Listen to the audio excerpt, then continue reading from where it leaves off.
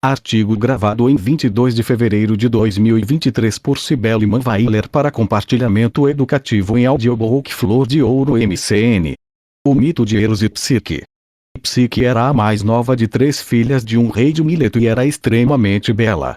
Sua beleza era tanta que pessoas de várias regiões iam admirá-la, assombrados, rendendo-lhe homenagens que só eram devidas à própria Afrodite. Profundamente ofendida e enciumada, Afrodite enviou seu filho, Eros, para fazê-la apaixonar-se pelo homem mais feio e vil de toda a terra. Porém, ao ver sua beleza, Eros apaixonou-se profundamente.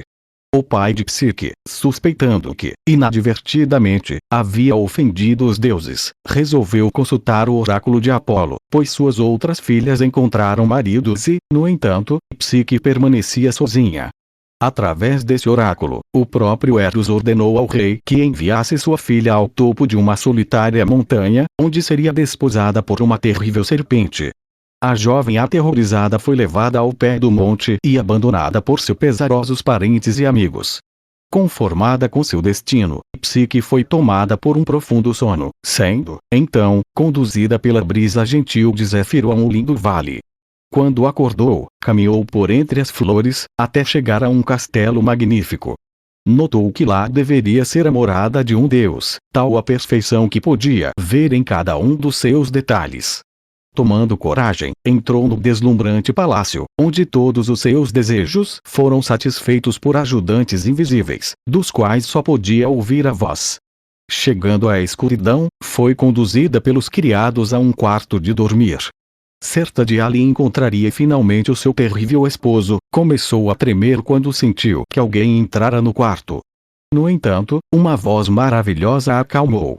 Logo em seguida, sentiu mãos humanas acariciarem seu corpo. A esse amante misterioso, ela se entregou. Quando acordou, já havia chegado o dia e seu amante havia desaparecido. Porém essa mesma cena se repetiu por diversas noites. Enquanto isso, suas irmãs continuavam à sua procura, mas seu esposo misterioso a alertou para não responder aos seus chamados. Psique, sentindo-se solitária em seu castelo-prisão, implorava ao seu amante para deixá-la ver suas irmãs. Finalmente, ele aceitou, mas impôs a condição que, não importando o que suas irmãs dissessem, ela nunca tentaria conhecer sua verdadeira identidade.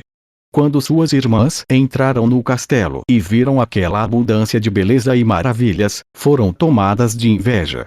Notando que o esposo de Psique nunca aparecia, perguntaram maliciosamente sobre sua identidade.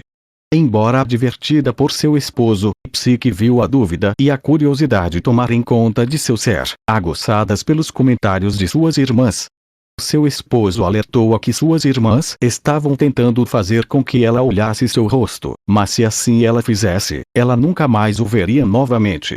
Além disso, ele contou-lhe que ela estava grávida e se ela conseguisse manter o segredo ele seria divino, porém se ela falhasse, ele seria mortal.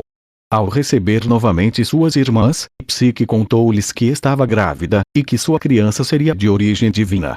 Suas irmãs ficaram ainda mais enciumadas com sua situação, pois além de todas aquelas riquezas, ela era a esposa de um lindo deus. Assim, trataram de convencer a jovem a olhar a identidade do esposo, pois se ele estava escondendo seu rosto era porque havia algo de errado com ele.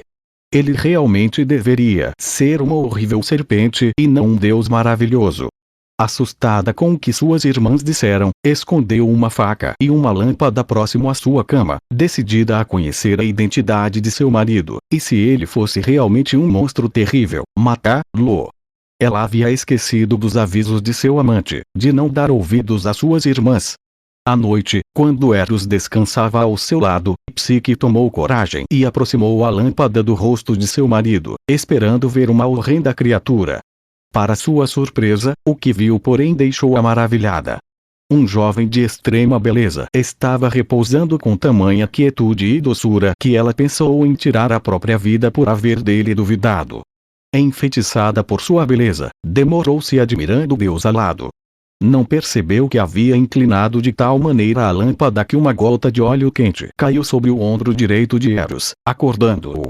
Eros olhou-a assustado, e voou pela janela do quarto, dizendo: "Tola Psique! É assim que retribuís meu amor. Depois de haver desobedecido às ordens de minha mãe e te tornado minha esposa, tu me julgavas um monstro e estavas disposta a cortar minha cabeça. Vai. Volta para junto de tuas irmãs, cujos conselhos pareces preferir aos meus. Não lhe imponho outro castigo, além de deixar-te para sempre. O amor não pode conviver com a suspeita.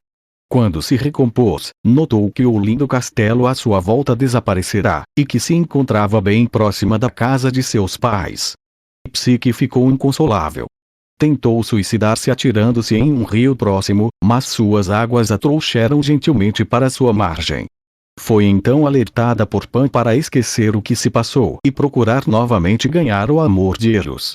Por sua vez, quando suas irmãs souberam do acontecido, fingiram pesar, mas partiram então para o topo da montanha, pensando em conquistar o amor de Eros. Lá chegando, chamaram o vento Zéfiro, para que as sustentasse no ar e as levasse até Eros. Mas, Zéfiro desta vez não as ergueram no céu, e elas caíram no despenhadeiro, morrendo. Psique, resolvida a reconquistar a confiança de Eros, saiu à sua procura por todos os lugares da terra, dia e noite, até que chegou a um templo no alto de uma montanha. Com esperança de lá encontrar o amado, entrou no templo e viu uma grande bagunça de grãos de trigo e cevada, ancinhos e foices espalhados por todo o recinto. Convencida que não devia negligenciar o culto a nenhuma divindade, pôs-se a arrumar aquela desordem, colocando cada coisa em seu lugar. Deméter, para quem aquele templo era destinado, ficou profundamente grata e disse-lhe: Ó Psique, embora não possa livrá-la da ira de Afrodite, posso ensiná-la a fazê-lo com suas próprias forças. Vá ao seu templo e renda a ela as homenagens que ela, como deusa, merece. Afrodite, ao recebê-la em seu templo, não esconde sua raiva. Afinal, por aquela reles mortal seu filho havia desobedecido suas ordens e agora ele se encontrava em um leito, recuperando-se da ferida por ela causada. Como condição para o seu perdão, a deusa impôs uma série de tarefas que deveria realizar, tarefas tão difíceis que poderiam causar sua morte. Primeiramente, deveria, antes do anoitecer, separar uma grande quantidade de grãos misturados de trigo, aveia, cevada, feijões e lentilhas. Psique ficou assustada diante de tanto trabalho, porém uma formiga que estava próxima, ficou comovida com a tristeza da jovem e convocou seu exército a isolar cada uma das qualidades de grão. Como segunda tarefa, Afrodite ordenou que fosse até as margens de um rio onde ovelhas de lã dourada pastavam e trouxesse um pouco da lã de cada carneiro. Psique estava disposta a cruzar o rio quando ouviu um junco dizer que não atravessasse as águas do rio até que os carneiros se pusessem a descansar sob o sol quente, quando ela poderia aproveitar e cortar sua lã. De outro modo, seria atacada e morta pelos carneiros. Assim feito, Psique esperou até o sol ficar bem alto no horizonte, atravessou o rio e levou a Afrodite uma grande quantidade de lã dourada. Sua terceira tarefa seria subir ao topo de uma alta montanha e trazer para Afrodite uma jarra cheia com um pouco da água escura que jorrava de seu cume. Dentre os perigos que Psique enfrentou, estava um dragão que guardava a fonte. Ela foi ajudada nessa tarefa por uma grande águia, que voou baixo próximo à fonte e encheu a jarra com a negra água. Irada com o sucesso da jovem, Afrodite planejou uma última, porém fatal, tarefa. Psique deveria descer ao mundo inferior e pedir a Perséfone que lhe desse um pouco de sua própria beleza, que deveria guardar em uma caixa. Desesperada, subiu ao topo de uma elevada torre e quis atirar-se, para assim poder alcançar o mundo subterrâneo. A torre, porém, murmurou instruções de como entrar em uma particular caverna para alcançar o reino de Hades. Ensinou-lhe ainda como driblar os diversos perigos da jornada, como passar pelo cão Cérbero e deu-lhe uma moeda para pagar a Caronte pela travessia do rio Estige, advertindo-a, quando Perséfone lhe der a caixa com sua beleza, toma o cuidado, maior que todas as outras coisas, de não olhar dentro da caixa, pois a beleza dos deuses não cabe a olhos mortais. Seguindo essas palavras, conseguiu chegar até Perséfone, que estava sentada imponente em seu trono, e recebeu dela a caixa com o precioso tesouro. Tomada porém pela curiosidade em seu retorno, abriu a caixa para espiar. Ao invés de beleza havia apenas um sono terrível que dela se apossou. Eros, curado de sua ferida, voou ao socorro de Psique e conseguiu colocar o sono novamente na caixa, salvando-a. Lembrou-lhe novamente que sua curiosidade havia novamente sido sua grande falta, mas que agora podia apresentar-se a Afrodite e cumprir a tarefa. Enquanto isso, Eros foi ao encontro de Zeus e implorou a ele que apaziguasse a ira de Afrodite e ratificasse o seu casamento com Psique.